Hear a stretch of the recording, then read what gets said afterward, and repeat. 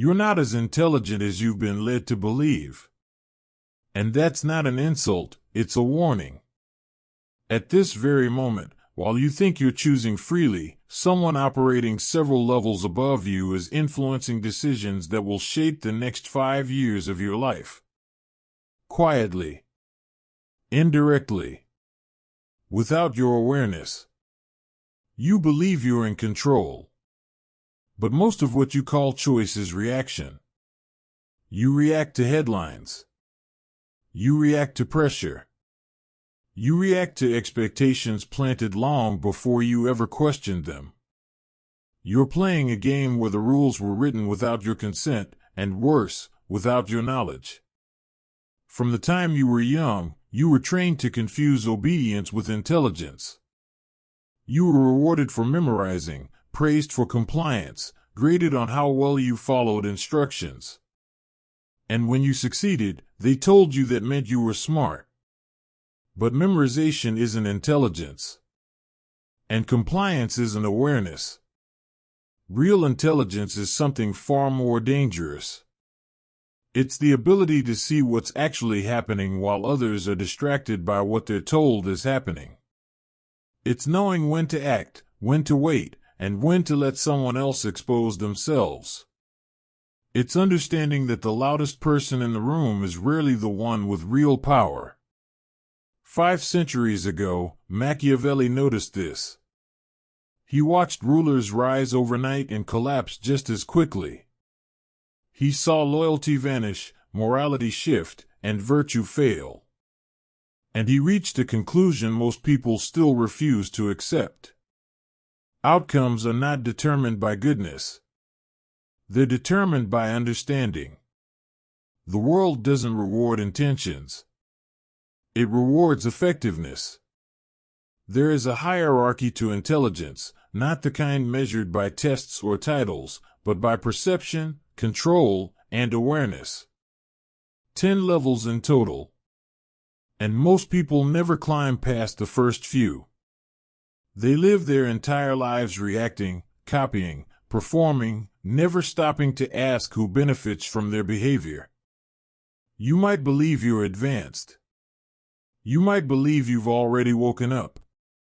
But the gap between where you think you are and where you actually stand, that gap is the source of most of your frustration, confusion, and failure. This video isn't here to flatter you. It's here to confront you. Some of you will recognize yourselves at the bottom and feel resistance. Others will realize you've been stuck at the same level for years without knowing why. And a very small number will understand why the world has always felt different to you. By the end of this, you'll know exactly which level governs your decisions. You'll see what's holding you there, and what it will cost to move higher. But understand this, awareness alone changes nothing. Most people will watch this entire video, understand every word, and remain exactly where they are. Because rising through these levels requires killing versions of yourself that feel safe, familiar, and comfortable. And most people would rather stay asleep than let that part of themselves die. So ask yourself one question before we go further. Are you here to feel intelligent? Or to actually become dangerous? Let's begin. Level 1, the sleeper. This is where most people live, and most never realize it. The sleeper isn't unconscious in the literal sense. They wake up, go to work, speak, argue, vote, spend money, make decisions. But none of it is truly deliberate. Every move is a response, not a choice. They eat what they're marketed to eat. Fear what they're instructed to fear. Believe what repetition has normalized. And they never stop to ask who benefits from those instructions. The sleeper only moves when acted upon. Push them, they push back. Praise them, they comply. Threaten them, they obey. But they never initiate. Never design. never step outside the immediate stimulus in front of them. Their opinions aren't formed, they're absorbed. Their beliefs aren't examined, they're inherited. The direction in life is chosen by whoever was loudest when they were uncertain. Ask a sleeper what they think about an issue, and they'll repeat what they heard last, a headline, a clip, a trending take. Not because they're dishonest, but because they genuinely believe repetition is thinking. They can't tell the difference between a thought and an echo. The sleeper craves three things above all else: authority, routine, agreement. Authority, so responsibility stays elsewhere. Routine, so adaptation isn't required. Consensus, so standing alone is never necessary. Because independent thinking is terrifying. Thinking for yourself means you might be wrong. It means you might be isolated. It means the consequences belong to you. And the sleeper cannot tolerate that weight. So they stay dormant, functional, productive, compliant. And the system rewards them for it. Because here's the truth nobody says out loud. Sleepers are fuel. They power systems that depend on predictability. They work jobs they don't question. Support causes they don't understand. Defend structures that quietly drain them. And they call it normal life. You see them everywhere. I just do what I'm told. I don't make the rules. That's just how things are. They aren't unintelligent. They're unawake. And you cannot reason someone out of sleep. Awareness is a choice, and it's one most people never make. Machiavelli understood this when he said that people judge by appearances, not by what's beneath the surface. The sleeper only sees what's presented. They never feel the forces moving them, guiding them, using them, like debris carried by a current they refuse to acknowledge. Waking up from this level is brutal. It means admitting that much of your life wasn't authored by you. That ideas you defended weren't yours. That you were a passenger pretending to steer. Most people reject that realization immediately. It hurts too much. So they stay asleep. They're born into systems, trained by them, consumed by them, and eventually replaced, without ever producing a single original thought. If this level makes you uncomfortable, good. Discomfort is often the first sign that something inside you is trying to wake up. Level 10, the myth. Level 10 is no longer human in the traditional sense. At this level, the individual disappears, and an idea remains. The myth is not a person you can point to in real time. They are a force you only recognize after the damage is done, or the world has changed. They don't operate inside reality. They reshape it.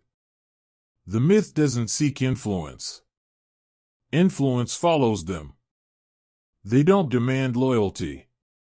People align themselves instinctively. They don't need visibility.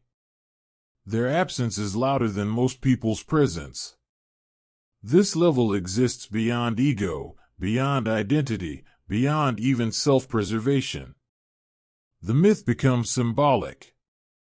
The name turns into shorthand for a way of thinking. Their actions turn into principles. Their ideas outlive their body. People quote them without knowing them. Follow their logic without meeting them. Live inside systems they designed without realizing who built them. That's real power. Not command. Not control. Legacy. The myth doesn't move history directly. They bend it indirectly, through the minds they altered, the structures they seeded, the rules they rewrote. You never see them in the moment. You only see the aftermath. They don't fight battles. They change what battles are possible. They don't dominate opponents. They redefine the field so opposition becomes irrelevant. This is why the myth feels almost unreal. They've stripped away everything relatable. No need to be liked. No need to be remembered personally. No need to be understood. What remains is pure impact, pure gravity, pure inevitability. You don't become the myth by chasing it. It's not a role you decide to play. It's what happens when someone operates at such a high level for so long that their influence detaches from their existence. Long after they're gone, their fingerprints remain everywhere. The world keeps moving according to patterns they introduced. People keep thinking in frameworks they created. Power keeps flowing along paths they redirected. Machiavelli reached this level. 5 centuries later, his name still shapes leaders, strategies, and decisions, not because he's alive, but because his thinking became unavoidable. That's the myth. Presence without presence. Power without position. Influence without identity. Not remembered as a person, but embedded as a law of reality. And once someone reaches this level, they no longer ask, "Will this work?"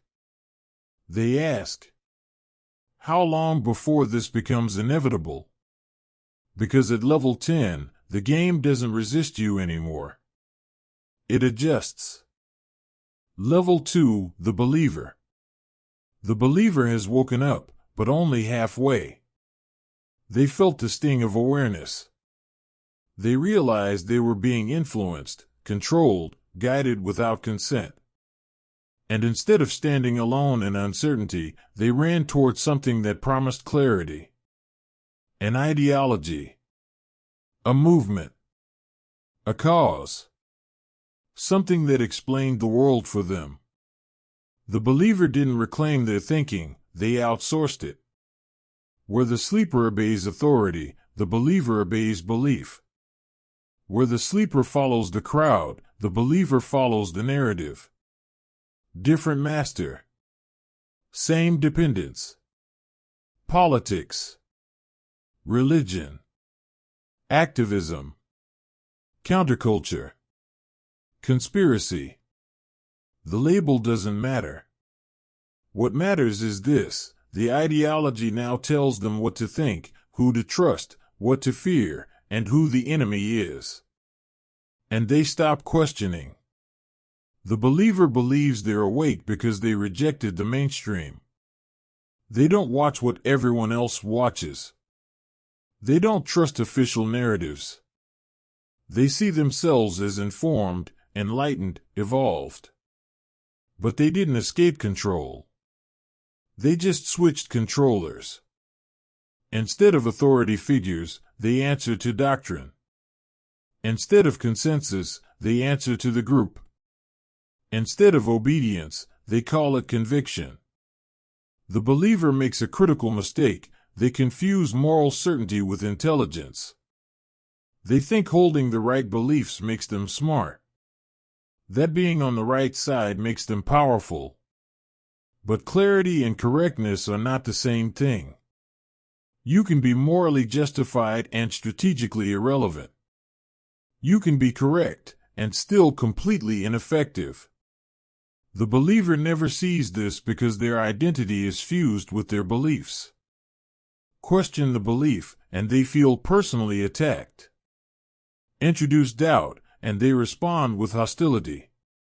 Not because you're wrong, but because doubt threatens their sense of self.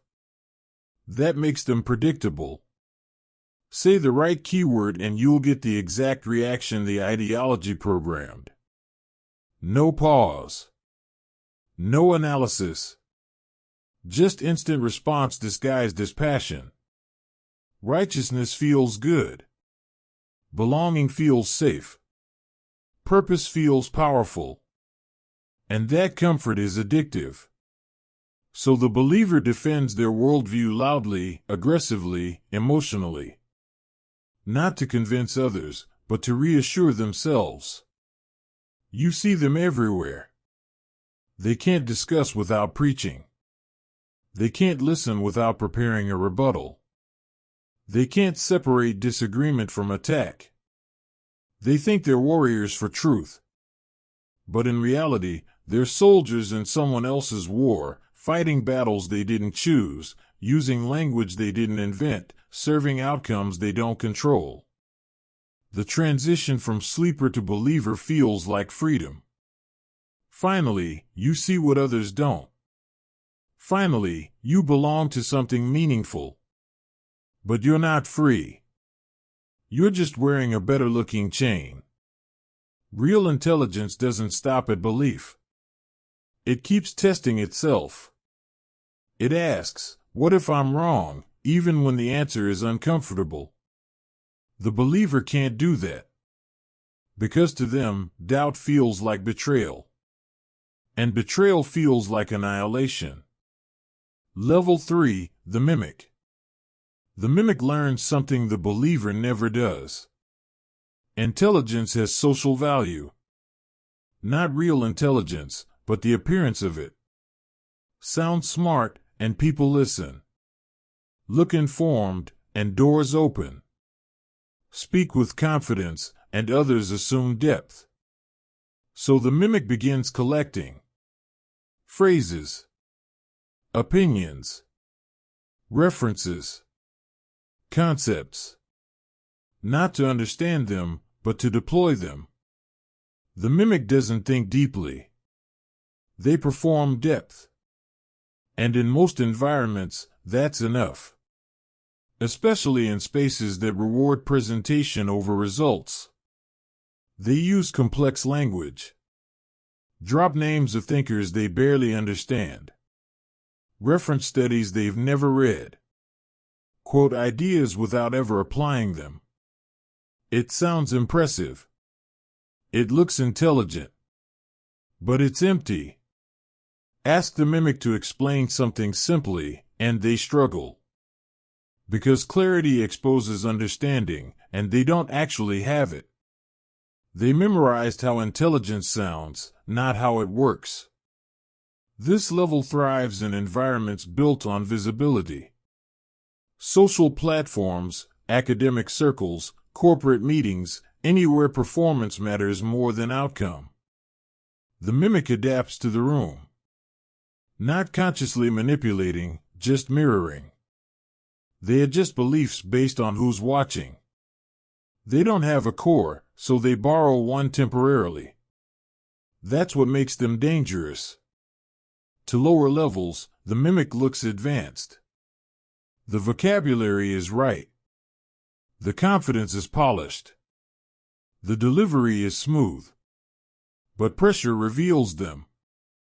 When real decisions are required, when problems have no rehearsed answers, the mimic collapses. They know conclusions, not processes. Opinions, not reasoning. Quotes, not insight. They can debate positions they've heard before. They cannot think through new ones. They read summaries and claim mastery.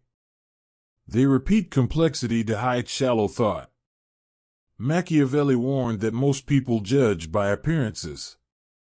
And that's exactly what the mimic relies on. They are perception without substance, form without function.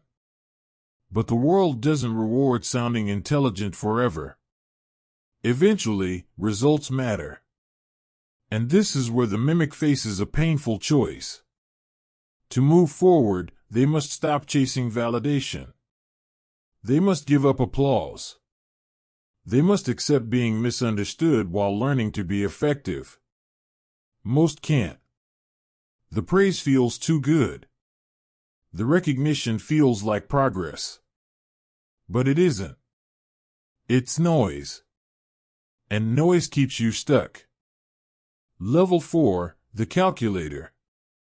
This is where the shift happens. The calculator stops trying to look intelligent and starts trying to win. They don't care how things appear. They care how they function. When others see events, the calculator sees incentives. When others argue morals, the calculator measures outcomes. They ask questions most people avoid. What actually drives this behavior? Who benefits if this succeeds or fails? Where is the leverage? They understand something critical: rules are not moral truths.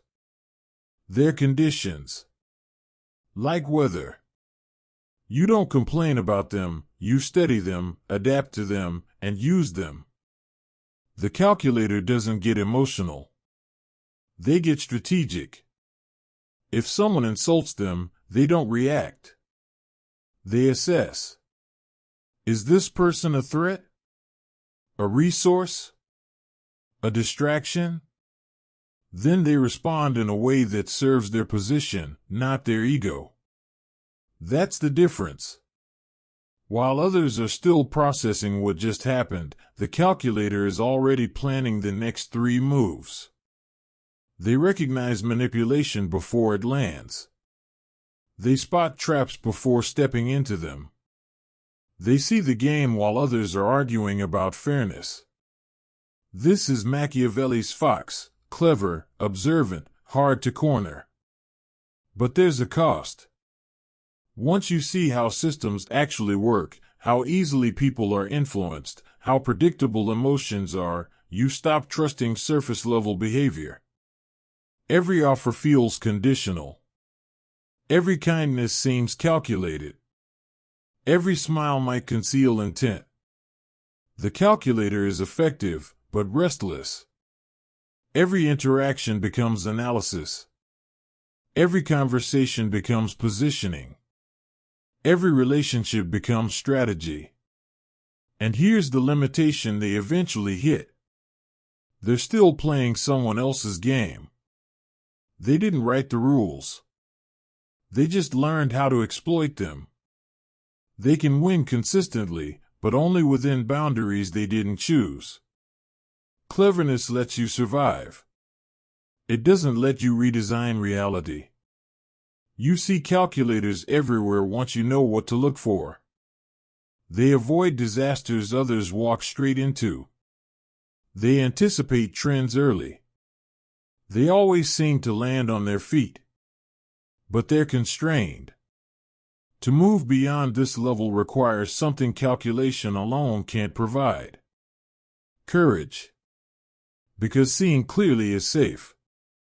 Acting decisively, when others hesitate, that's where risk begins. Level 5, the operator. The operator takes what the calculator understands and executes. They don't just see the move. They make it. While others wait for perfect information, the operator acts. While others hesitate, seek approval, or debate endlessly, the operator decides and commits. This is the level where pressure stops being a threat and starts being fuel. When chaos hits, most people freeze. The operator sharpens. Confusion clarifies their thinking. Fear narrows their focus. They move while everyone else is still processing. They don't lead quietly. They lead visibly.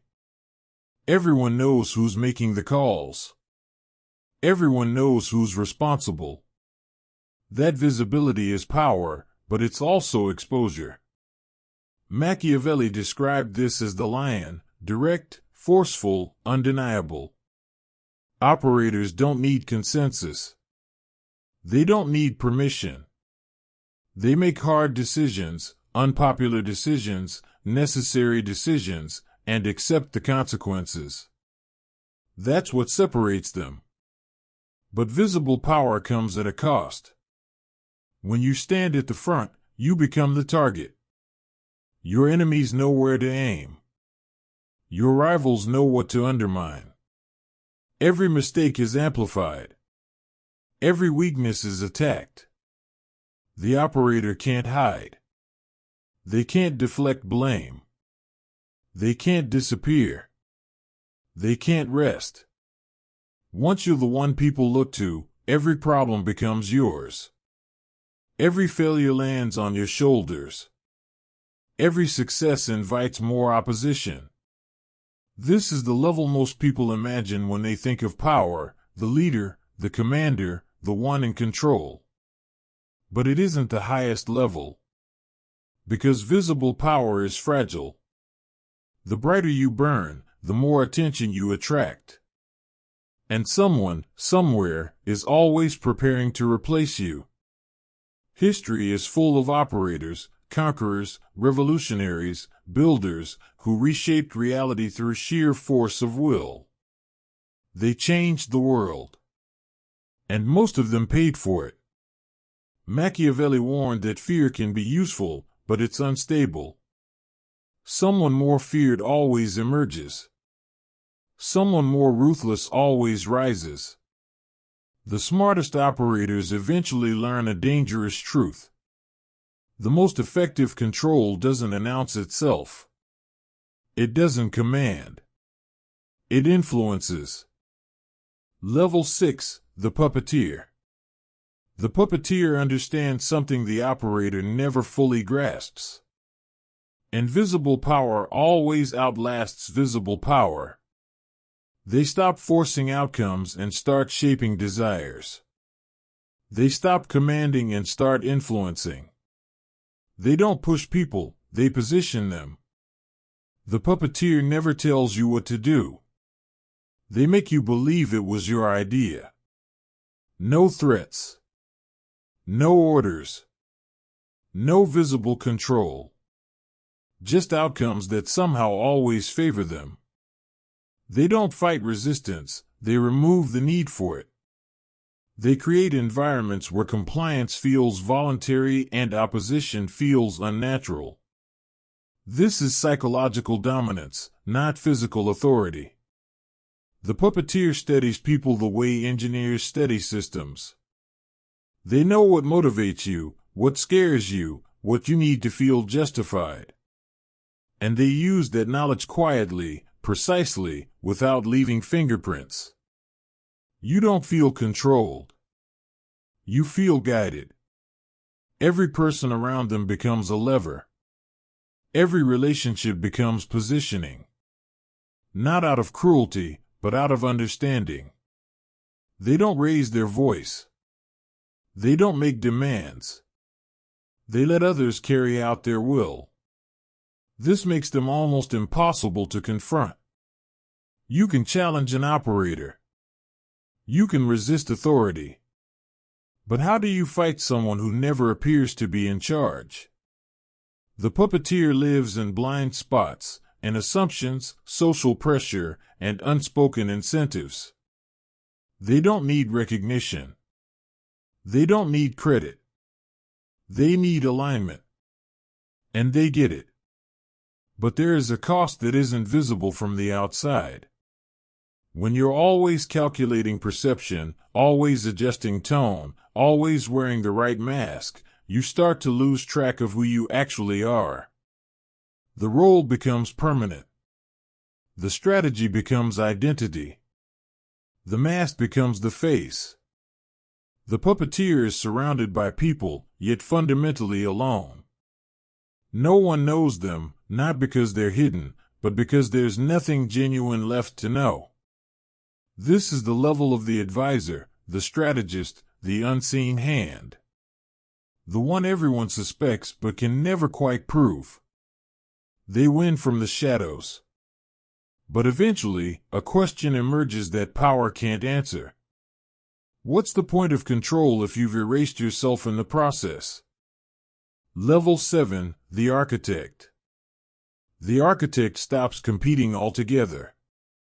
They realize something most never do. Winning inside the system is temporary. Building the system is permanent. The architect doesn't manipulate individuals. They don't chase influence person by person. They design structures, frameworks so powerful that behavior shapes itself automatically. Rules. Incentives. Processes. Environments. Once those are in place, everyone else operates inside them without ever realizing they're inside someone else's design. The architect doesn't fight battles. They design the battlefield. While others are obsessed with today's victory, the architect is focused on ownership of tomorrow. They think in decades, not moments. They plant seeds that won't grow for years. They build foundations that only reveal themselves after generations. They don't need to react, because reactions are already accounted for. This is the level of the founder, the institution builder, the rule setter. The one who decides what's possible before anyone else starts competing. Think about it. You can control a person, but they might rebel.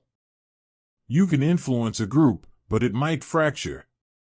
But design the system they live inside, the rules they assume are natural, and control becomes invisible. People don't feel oppressed. They feel normal. They fight each other, debate outcomes, chase success, never realizing every path leads where the architect intended. This power doesn't look like power. The architect often appears passive, distant, uninvolved. Because their work isn't visible until it's everywhere. By the time people notice the structure shaping their lives, it's already too embedded to escape.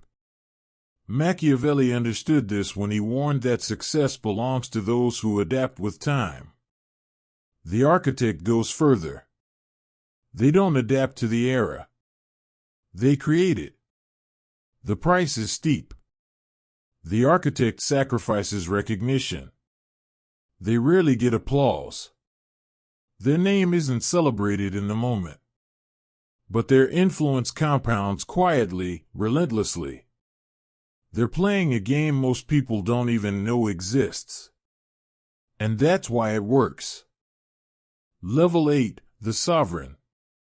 This is where the game changes completely. Level 8 isn't about controlling people, systems, or outcomes anymore. It's about mastering the one thing most people never conquer, themselves.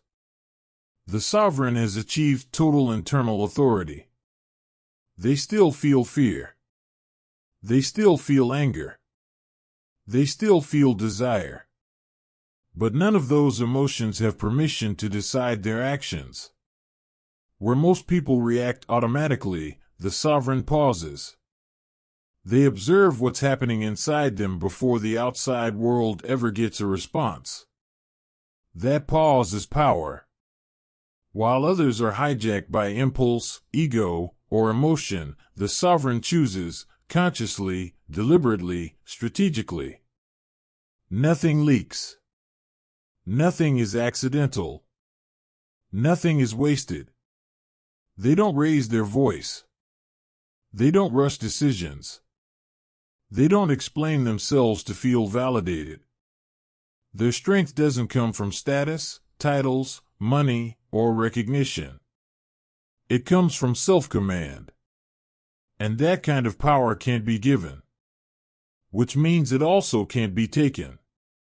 The sovereign sees the entire game, the hierarchies, the manipulation, the psychological traps, but they're no longer emotionally tied to winning it. They move when it serves them. They stay still when stillness is the advantage. And when they act, it's clean, precise, and intentional. They don't chase outcomes. They allow outcomes to come to them. This is why sovereigns are so difficult to read.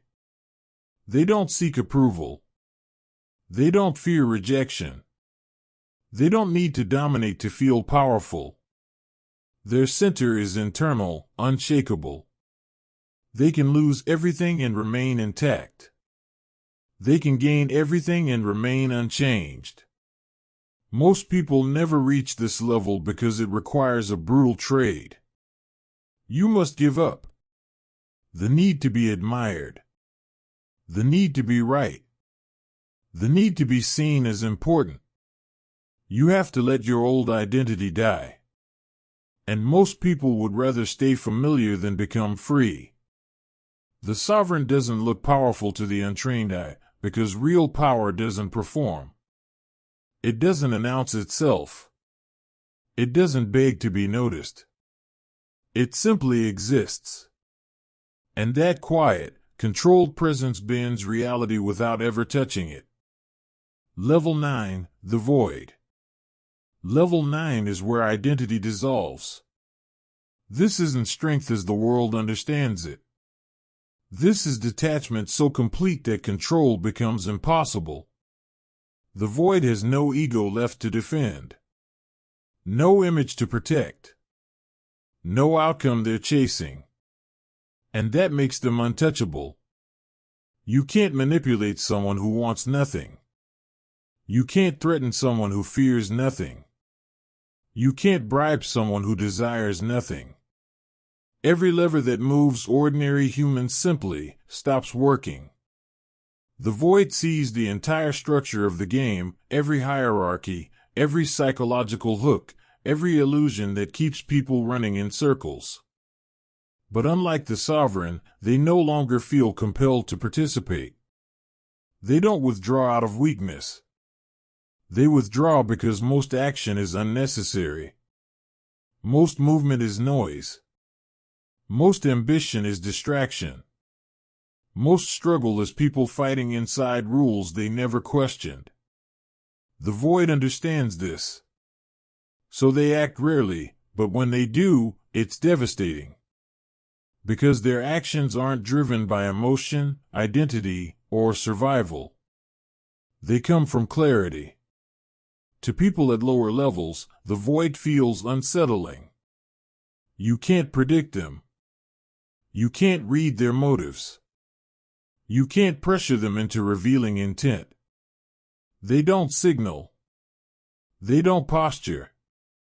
They don't explain. This is why they're misunderstood. Most people think the void is giving up. They're wrong. This level is not escape, it's transcendence. The void walked away from the entire reward system that keeps humans controllable. No hunger for status. No attachment to victory. No fear of loss.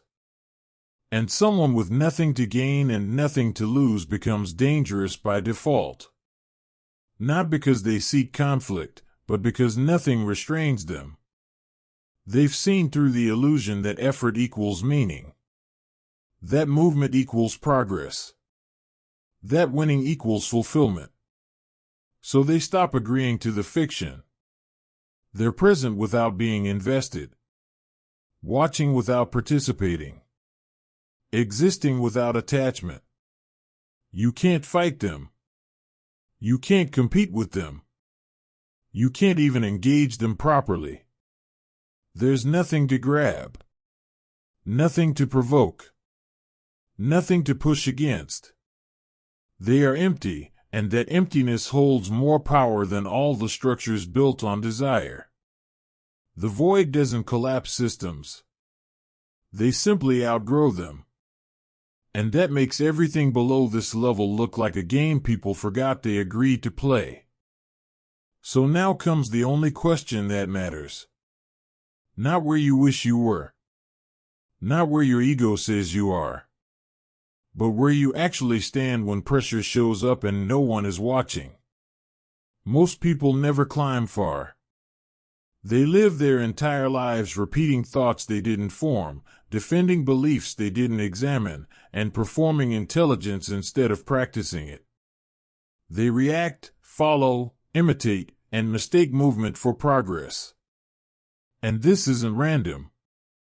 The world is built to function this way. It needs people who comply without questioning. People who believe without examining. People who sound intelligent without ever becoming effective. So obedience gets rewarded and called being smart. Repetition gets praised and called education. And performance gets mistaken for thinking. But real intelligence is disruptive. It sees too clearly. It asks the wrong questions. It threatens systems that depend on predictability. That's the uncomfortable Machiavellian truth. The world doesn't reward goodness. It doesn't reward effort. It doesn't even reward truth. It rewards understanding. Understanding how people move. Understanding incentives. Understanding timing, leverage, and perception. You don't move up these levels by collecting more information. Information alone doesn't free anyone. You move up by removing illusions. And every level demands a sacrifice. Comfort. Certainty. Approval. Belonging. Peace. Identity. Attachment. Eventually, everything that once made you feel safe. Most people won't pay that price. They'll watch something like this, feel a spark of recognition, then return to the same habits, the same reactions, the same level, because comfort is familiar, and familiarity feels like survival. But if something in this unsettled you, if you recognized yourself somewhere you didn't want to, that discomfort is the signal. The moment you stop reacting and start choosing, you stop being a pawn. The moment you see the game clearly, you stop being played. The moment you control your response instead of following your programming, you become dangerous. And dangerous people don't fit neatly into systems. They reshape them. Not because they're louder. Not because they're better. But because they're awake, operating at a level most people never realize exists. So be honest with yourself. Which level controls your life right now? And which level are you actually moving toward? Because standing still isn't neutral. Standing still is slow surrender. And surrender always means becoming someone else's tool. The choice was never taken from you. Most people just never realize they have one. If this showed you something you needed to see, share it with someone who's ready for it, and stay here, because this channel isn't about motivation. It's about perception. And once perception changes, nothing stays the same. Your next move starts now.